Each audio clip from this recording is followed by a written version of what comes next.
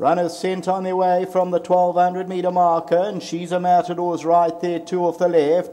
And right there is Roy's Model, who's fighting with the rider, went to the start keen. It's now settled behind Miss Pius, the Red Silks of Tristia. They're followed by Black Jade, who's on the outside there of Magic Blossom. Then comes Birkin's Best. That race is about 5 or 6 lengths off the leader. Further back is Playful Time, who gives them 7-8 lengths start with She's a Keeper and a Moi.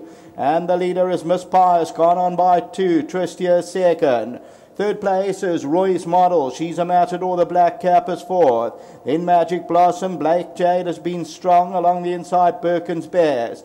Top of the lane, and Miss Pius is clear by 2 or 3, and now She's a Matador gets the wake-up call. Going to try and put in a claim. Down the inside is Tristia. Miss Pius is still there by 2. She's a Matador tries to close in. Black Jade is down the inside. Miss Pius is starting to get a little bit wary. Black Jade, and down the outside She's a Matador. Miss Pius is now looking for the line over the last 100. Miss Pius, Black Jade, and She's a Matador. It gets close. Here's the line. Oh, it's too close. Black Jade or Miss Pius from She's a Matador won't split them.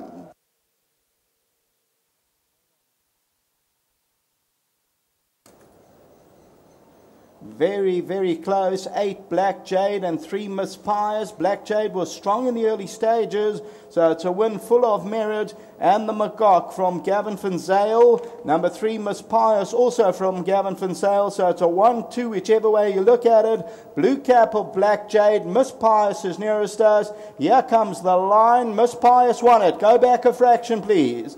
Miss Pius ends up winning it. So number 3, Miss Pius wins it. Black Jade, number 8, second.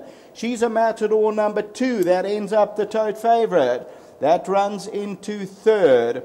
Fourth to Birkin's Best, number 7. Then Playful Time, followed by Roy's Model, who's a little bit strong. We take a look at the head-on, and Miss Pius. Black Jade goes to the middle of the track with the blue cap and the white noseband, and Miss Pius took a lead 2 or 3 lengths turning to the home stretch. The daughter of Antonius Pius was looking for the line, bred by W.J. Engelbrecht, and Mrs. Y. Bernard is the winning owner and will just prevail. Black Jade will take second. She's a Matador runs into third. Just to remind you, number 1 Princess Stephanie was the late scratching.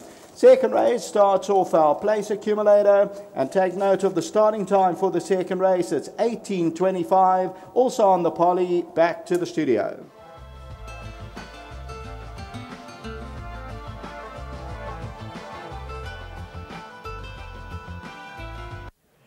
Well, the first race of 2015 in KZN will belong to trainer Gavin Finzale and his patrons here with number 3, Miss Pius. Of course, Mrs. Yolanda Bernard, I see, is the proud owner with his daughter of Antonius Pius. And of course, Ian Sturgeon doing duty for the yard here.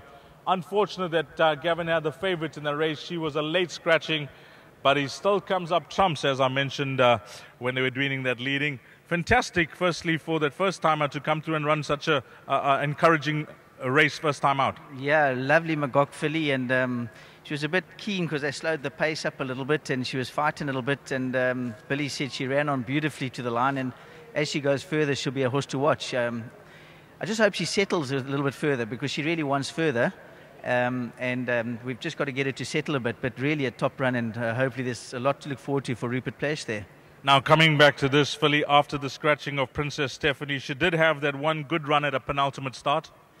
Yes, you know, I was a little worried that the 1,000 is a better distance for her. As it turned out, she was stopping a little bit at the end, but Ian rode a very nice race, because I asked him to wait as long as possible, and he waited till halfway down the straight just about, and that won him the race. So a nice enterprising ride by Ian Sturgeon for us, and I'm very thrilled for Yolanda Bernard. This is her first runner for me in her colours. She's spreads her horses around. She doesn't want to fight with Brian in the same stable. Sure. I managed to convince her to get me a little bone there, a little chicken bone. I've got the wing, you know, not the drumstick, but well done to Yolanda. She's back at home watching with Brian and the family. Fantastic to start the new year with a winner. We had one yesterday, a Turfentine, Vino Veritas one, and so the stable's ticking along very nicely, and I'd like to thank my staff, and especially all my owners, and wish all of those owners of mine out there and my staff a very prosperous new year and a healthy new year as well, and to those racing patrons the same. Fantastic. Before you leave us, Gav, anything else you like later on this evening? I've got a squeak of a chance with True Arrogance. He's come down from 60 in a lower division, carrying 60 where he ran second. Or he was beaten quite comfortably, but carrying 54 over that sort of trip, he's a horse that I'd throw into the trifectas, and I think that's probably about where it'll end for me tonight. Sabonic was very disappointing last time.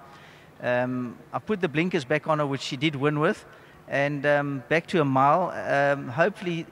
It was her first run under lights last time, Sebonac, should I say, and I'm hoping that sort of turns around. I mean, it was just a nothing run last time, and Anthony stopped riding. She wasn't happy, but maybe she might be as a roughie one to throw into the quartets, and that's about it for the night. Like the way the stable's looking, Gav. Keep it up. Thank you very much. First winner in KZN for 2015. Ian, you'll take that because it's all about getting chances, and Gavin has given you a break here. Yeah, nice that obviously. To get off on the start like this. I think I was a little bit lucky that Smanga's also scratched. And this filly won a nice race. She probably 6 furlongs was right at the top of her game.